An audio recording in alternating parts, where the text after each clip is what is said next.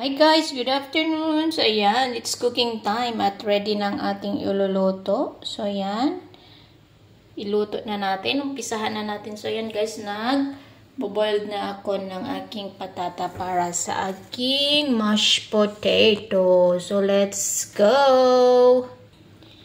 So ayan na nga guys. So ito na yung ating beef strips. So maglalagay lang tayo dyan ng black pepper. So, yan. And salt, of course. Then, our flour. So, lalagyan natin yan ng flour, guys, para hindi siya magdikit-dikit. So, yan. Lagay natin lahat yan. Flour na yan. So, mimix lang natin yan, guys. Ayan.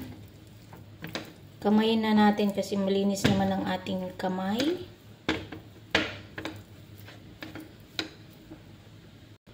So yun guys, mag-start na tayo mag-fry. So maglalagay na tayo ng oil sa ating kawali.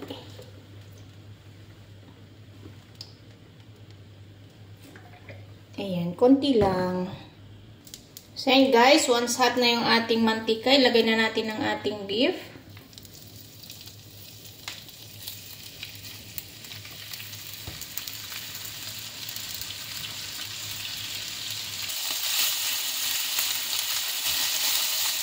So, ipo-fry lamang natin ito guys and around 3 minutes.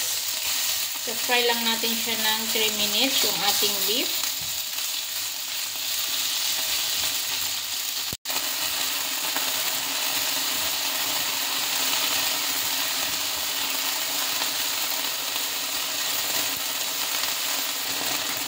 After 3 minutes guys, i-transfer na natin sa ating plate.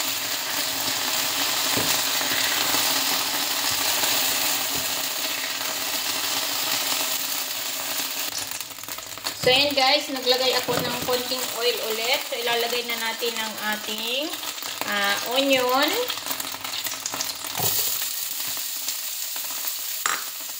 Ang ating carrots. At ang ating mushroom.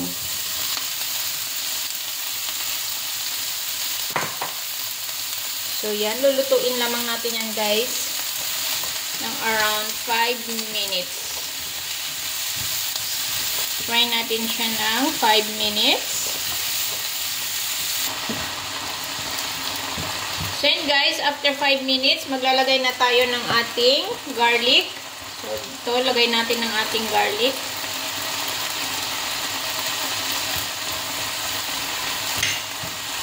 Ang ating bay leaves. Ayan. Sunod natin ang ating tomato paste.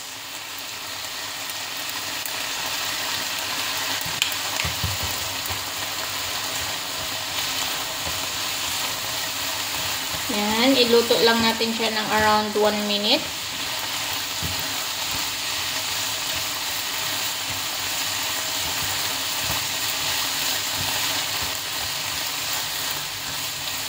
Then, ilalagay na natin ulit yung ating beef strips. So, yan, ilalagay na natin ulit.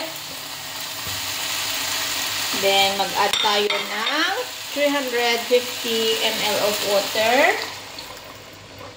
Then, maglalagay tayo ng beef stock cubes.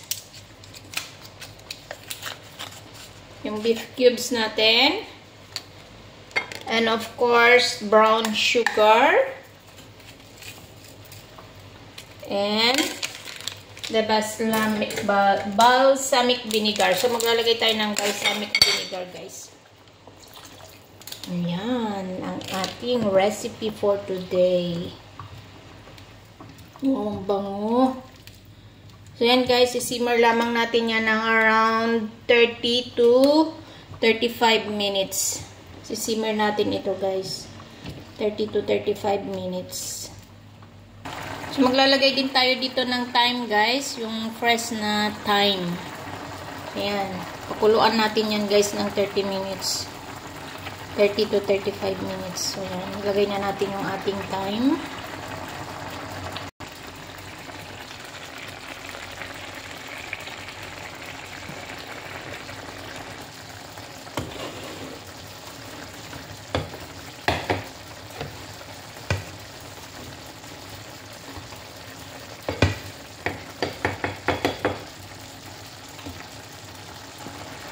So yun guys, tapos na tayong magluto sa ating readyng hapunan ng ating mga alaga. So yan, okay na itong ating beef at yung ating mashed potato. So yan, thank you for watching guys. God bless!